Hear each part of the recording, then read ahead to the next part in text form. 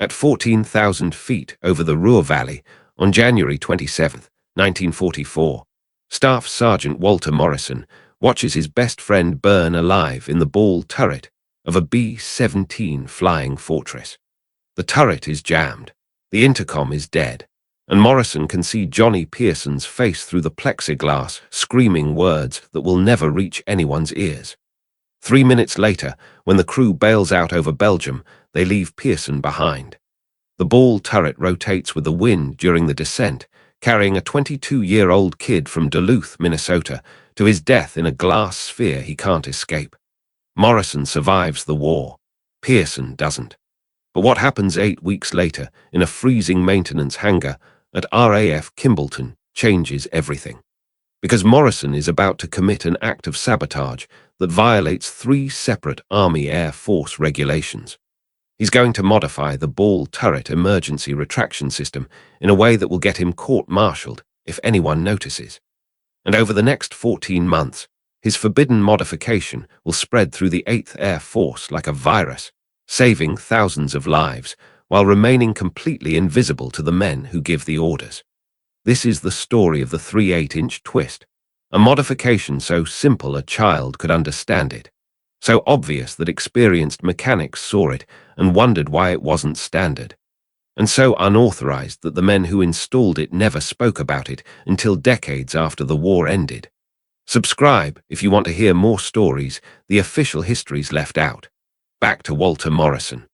The B-17 ball turret is a marvel of American engineering and a death trap in equal measure.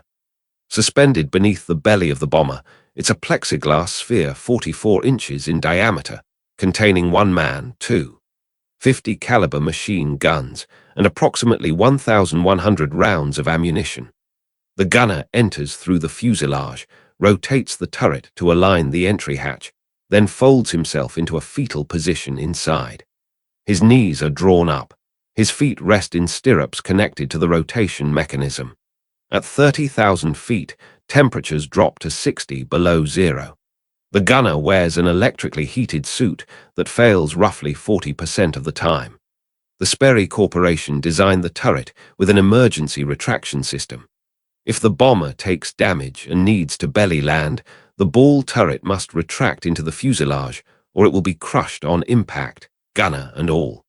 The retraction system uses a hand crank inside the fuselage that turns a series of gears connected to a steel cable.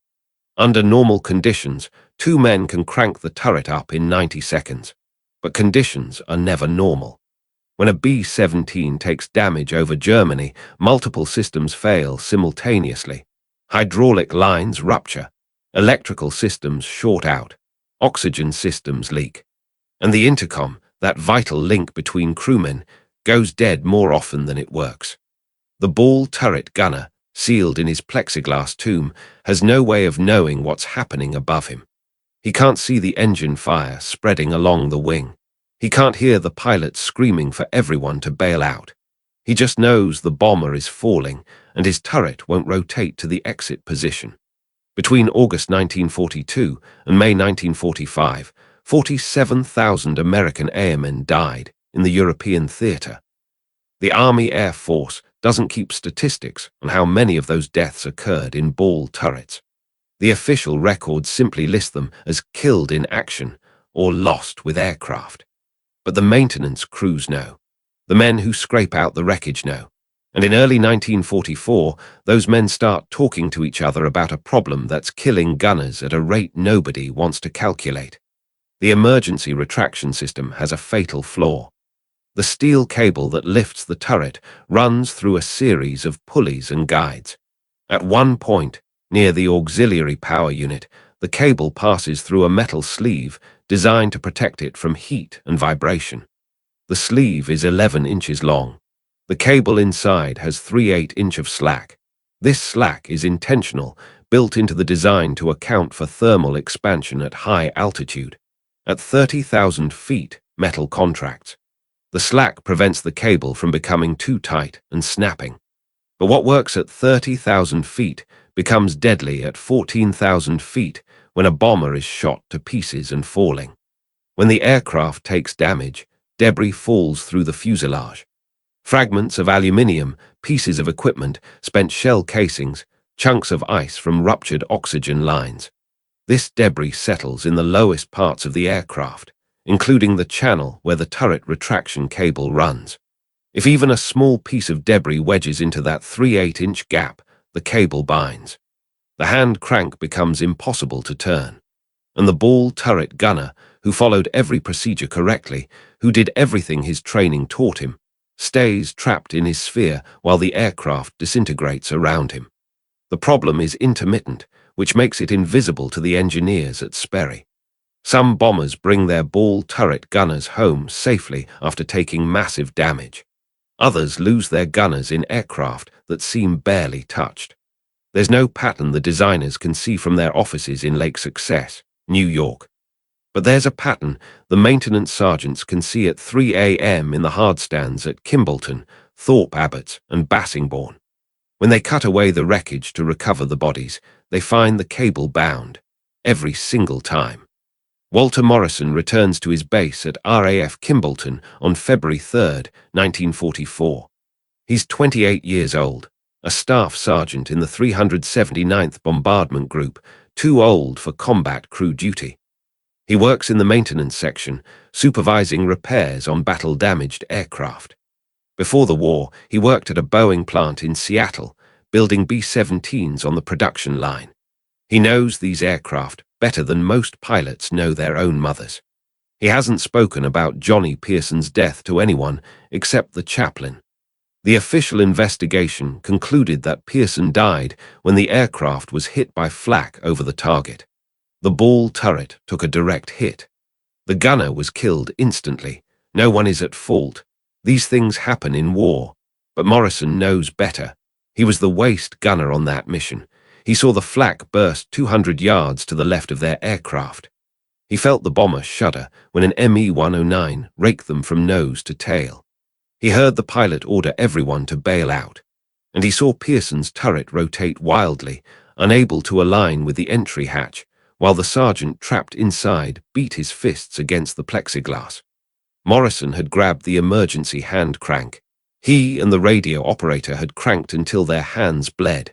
The mechanism wouldn't turn, something was jammed, and there was no time. The pilot gave them 90 seconds to abandon the aircraft. At 89 seconds, Morrison jumped through the waist gun window. He doesn't remember pulling his ripcord. He remembers looking up at the B-17 spiraling down and knowing Pearson was still inside. If you want to see how Morrison's unauthorized modification saved thousands of men from Pearson's fate, please hit that like button. It helps us share more forgotten stories. Subscribe if you haven't already. Back to Walter Morrison. On February 15th, Morrison is assigned to repair a B-17 that returned from Regensburg with heavy damage. The ball turret is jammed in the down position. Standard procedure is to cut away the turret assembly and install a replacement, but Morrison wants to understand why it jammed. He spends 6 hours in the freezing belly of the bomber, tracing the retraction cable inch by inch. He finds it near the auxiliary power unit, a piece of aluminium, roughly the size of a quarter, wedged between the cable and the metal sleeve. The aluminium came from a 20 cannon shell that penetrated the fuselage near the radio room. The fragment tumbled through the aircraft, dropping into the cable channel, settling into that 3/8-inch gap of slack. Morrison removes the fragment. The cable moves freely. He cranks the turret up into the fuselage in 45 seconds. He stands in the maintenance hangar for 20 minutes, looking at that cable, thinking about Johnny Pearson. The solution is so obvious it makes him angry. Remove the slack. Tighten the cable so there's no gap for debris to wedge into. The thermal expansion problem is theoretical.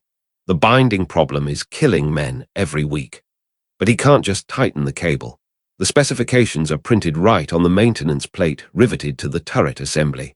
Cable tension, 180 pounds plus or minus 15 pounds. Slack allowance, 3/8-inch nominal. Any deviation voids the manufacturer's warranty and violates Army Air Force Technical Order 120 EG2, which explicitly states that modifications to turret systems require written authorization from the Air Technical Service Command.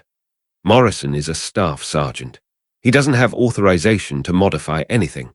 If he tightens that cable and something goes wrong, he'll face court-martial. If a cable snaps at altitude and a gunner dies, Morrison will be charged with negligent homicide. But if he does nothing, men will keep dying in jammed turrets.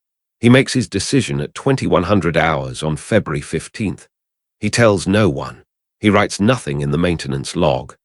He simply adjusts the cable tension to 195 pounds, eliminating all slack, then signs off the aircraft as ready for duty. The modification takes 11 minutes. 3 days later, that B-17, tail number 423137, takes heavy flak damage over Brunswick. The pilot orders the crew to bail out. The ball turret gunner, Sergeant Michael Romano from Philadelphia, rotates his turret to the exit position, climbs into the fuselage and jumps. He survives the war, returns home, and never knows that his life was saved by an unauthorized cable adjustment made by a mechanic he never met. Morrison makes the modification on 4 more aircraft before anyone notices. On March 2nd, Master Sergeant Carl Hansen, the senior maintenance supervisor, catches Morrison adjusting the cable on a turret. Hansen is 42 years old, a career army man who follows regulations the way priests follow scripture. He should write Morrison up immediately. The violation is clear. The consequences are spelled out in black and white. Instead, Hansen asks a question. How many of these have you done? Morrison tells him 5 aircraft, all flying combat missions, no failures. Hansen doesn't speak for a full minute. Then he says, "Show me." Morrison demonstrates the modification. Hansen examines the cable, checks the tension, tests the retraction mechanism. It works perfectly. Faster than standard, actually, because there's no slack to take up before the cable engages.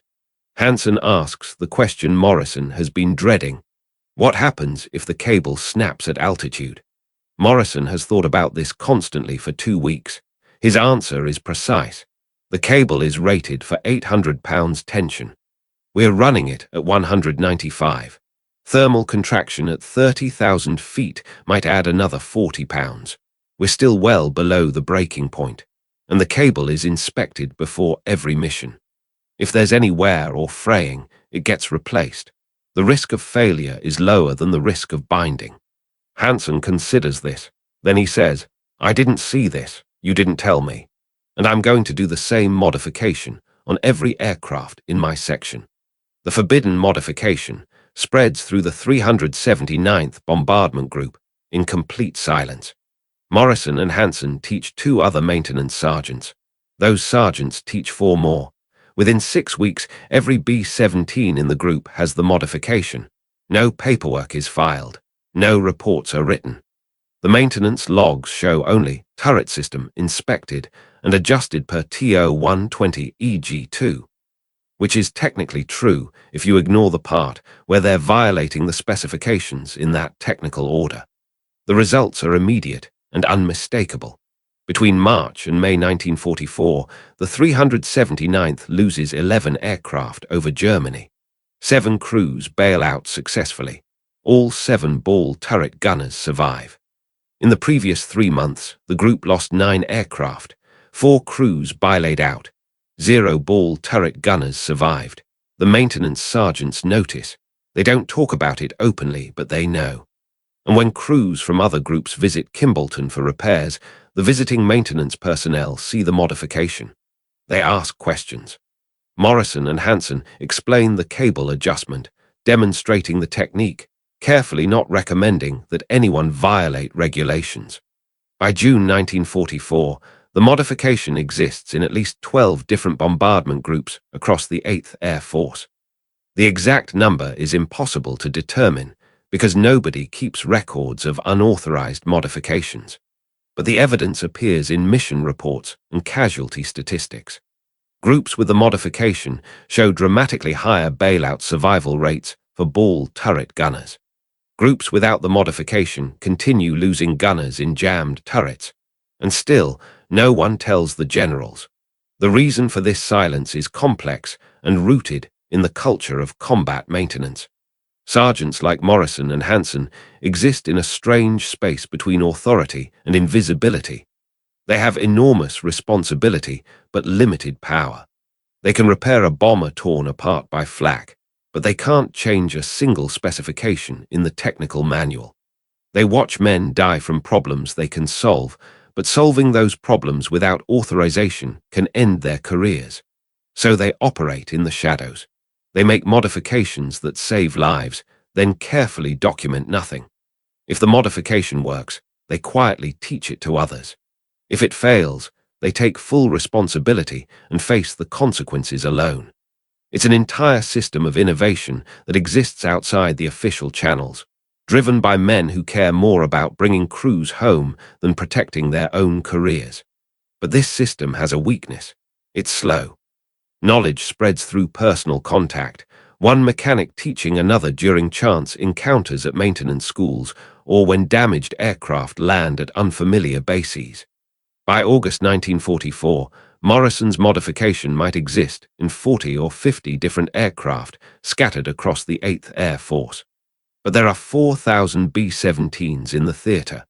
Thousands of ball turret gunners are still flying with the standard cable tension, unaware that a simple adjustment could save their lives. The breakthrough comes from an unexpected source. On September 12, 1944, a B-17 from the 91st Bombardment Group makes an emergency landing at RAF Kimbolton with heavy battle damage. The crew chief from the 91st, Technical Sergeant Frank Murphy, stays with his aircraft while Morrison's crew makes repairs. Murphy is a by-the-book maintenance man, the kind who color-codes his tools and alphabetizes his spare parts inventory. He watches Morrison work on the damaged ball turret, notices the cable tension, and immediately spots the deviation from specifications. Murphy confronts Morrison in front of both crews. "Your cable tension is out of spec. You're running 20 pounds over maximum. That's a write-up." Morrison doesn't deny it. He's too tired for denial. He's been working 16-hour shifts for 8 months straight, repairing bombers as fast as Germany can tear them apart. He simply says, "Write me up if you want, but ask your ball turret gunner what he thinks first." Murphy does exactly that. He asks Sergeant Eddie Vosberg, his ball turret gunner, a 19-year-old kid from Brooklyn who's flown 31 missions. Vosberg has heard rumors about the modification.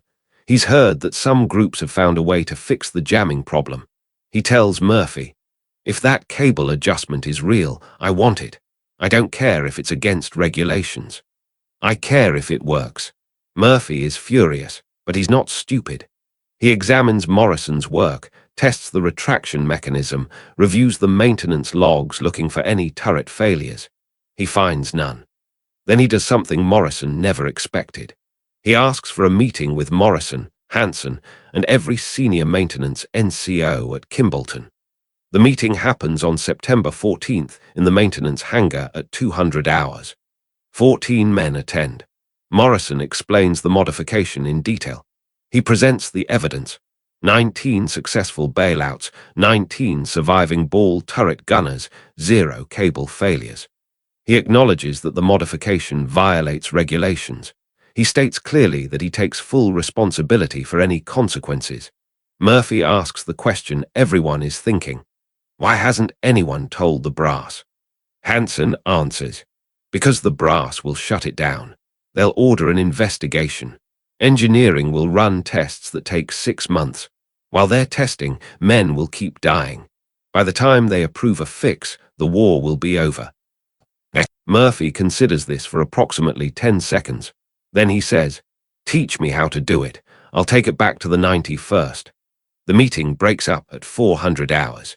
Murphy returns to his base later that morning with detailed notes on the modification technique. But he does something Morrison and Hansen never considered. He writes an anonymous report. On September 20th, a document appears on the desk of Colonel Bud Peasley, the Chief Maintenance Officer for VIII Bomber Command. The document is typed on a standard Army typewriter with no letterhead or signature. It describes a field modification to the ball turret emergency retraction system that has been implemented by multiple maintenance units across the 8th Air Force. The document includes technical specifications, installation procedures, and statistical evidence of effectiveness. It carefully avoids naming anyone involved. Peasley is 43 years old, a former airline pilot who understands the gap between engineering theory and combat reality. He reads the anonymous report 3 times, then makes 2 phone calls.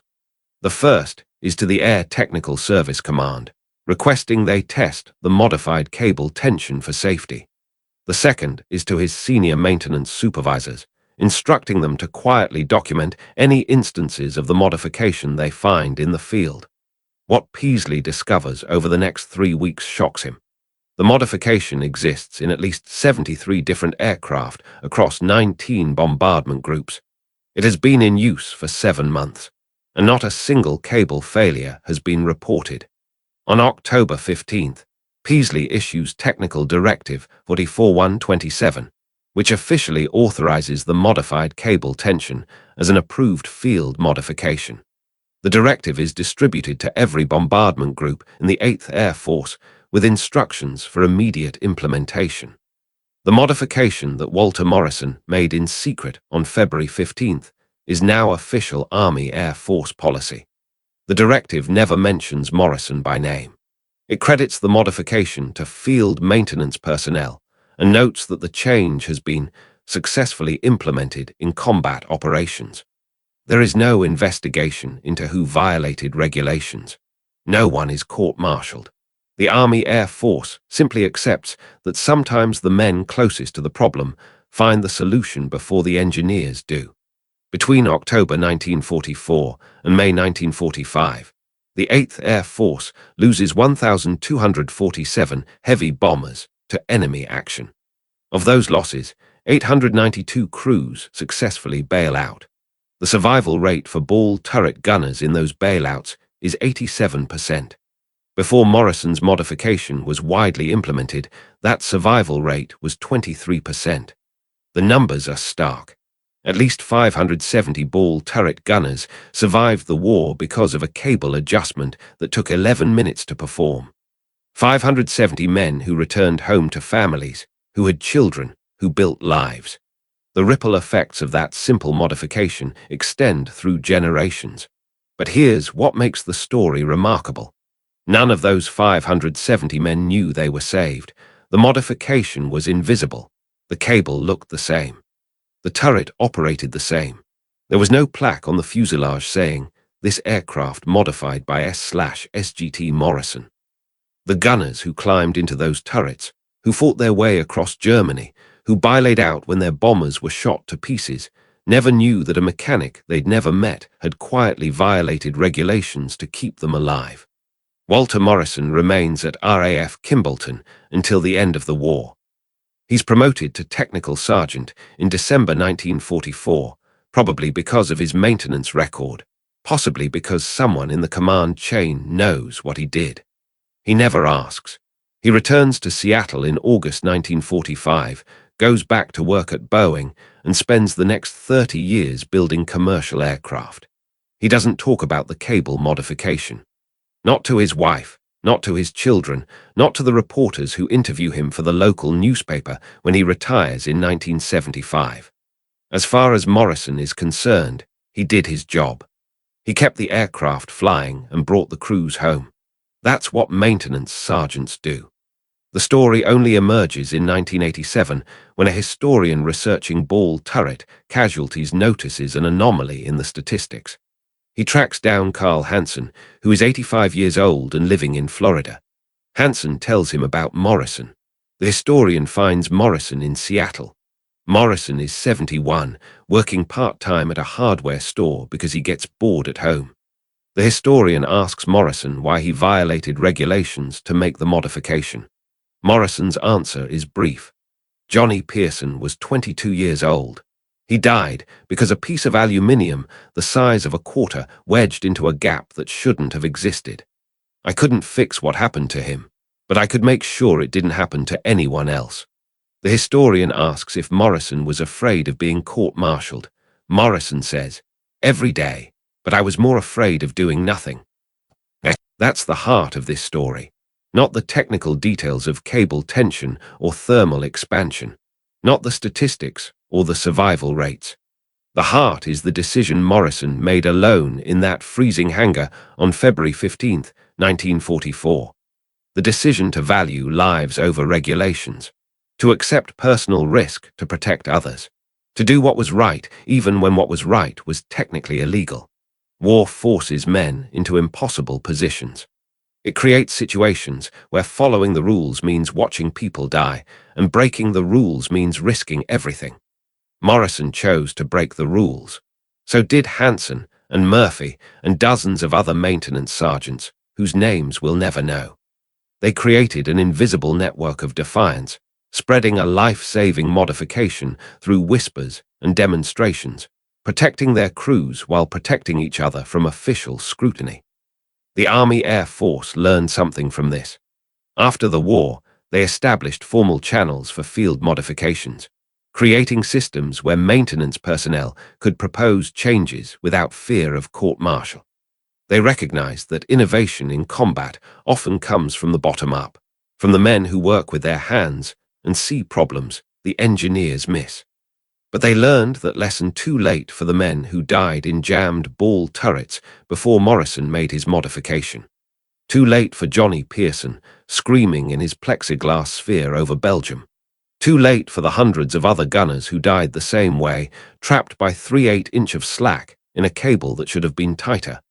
Morrison knew this. He carried Pearson's death for the rest of his life.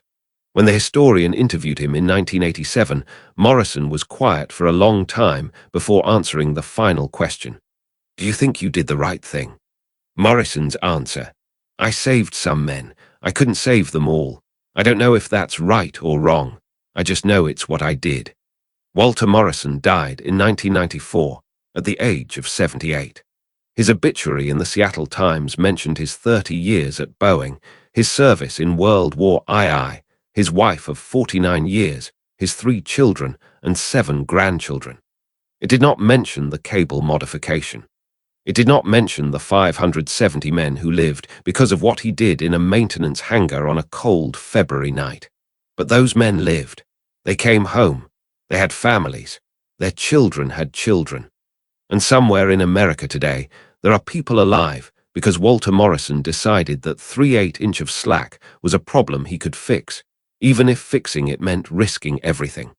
That's how innovation happens in war. Not in laboratories or testing facilities, not in committee meetings or engineering reviews. It happens in frozen hangars at 3 in the morning when exhausted men look at broken systems and decide they can do better. It happens in silence and secrecy, spreading through networks of trust, invisible to the authorities until the results are undeniable. And sometimes, if the men are lucky and the modification works, it saves thousands of lives. But those lives remain invisible too, defined by what didn't happen. The turrets that didn't jam, the men who didn't die, the families who never knew they almost lost a son, a husband, a father. Walter Morrison understood this. He wasn't a hero in any traditional sense. He didn't fly combat missions or win medals. He just twisted a cable tighter than regulations allowed and taught other men to do the same. It was a small act of defiance that rippled through the 8th Air Force, saving men who never knew they needed saving. If this story moved you the way it moved us, do me a favor, hit that like button, and let me know in the comments what you think about Morrison's decision. Would you have broken the rules to save lives? Would you have stayed silent to protect others who broke the rules? These are questions every generation faces in different forms. The answers matter. The men who make these decisions in the dark, without recognition or reward, they matter too. And maybe that's the real lesson here. The most important modifications aren't the ones that get written up in technical manuals or celebrated in official histories. They're the ones made by people who see a problem, know how to fix it, and do the work even when the work is dangerous and the credit goes to someone else. That's the 3/8 inch twist. A modification so simple it seems obvious, so effective it saved thousands, so unauthorized that the men who created it could have been court-martialed, and so invisible that most of the men who benefited from it never knew it existed. Walter Morrison would say that's how it should be. The best work happens in the shadows, done by people who care more about results than recognition. But we think those people deserve to be remembered. Their stories deserve to be told. Because they remind us that sometimes the most important acts of courage happen not in battle, but in the quiet moments when someone decides that doing nothing is not an option. That's why we tell these stories. Subscribe if you want to hear more. And remember that history isn't just written by the victors. It's written by the mechanics, the sergeants, the men who work in the shadows, who fix the problems no one else sees, who save lives without asking for credit. Walter Morrison twisted a cable, that's all. Just twisted it tighter than regulations allowed. And 570 men came home because of it. Remember that the next time someone tells you that individuals can't make a difference, they can.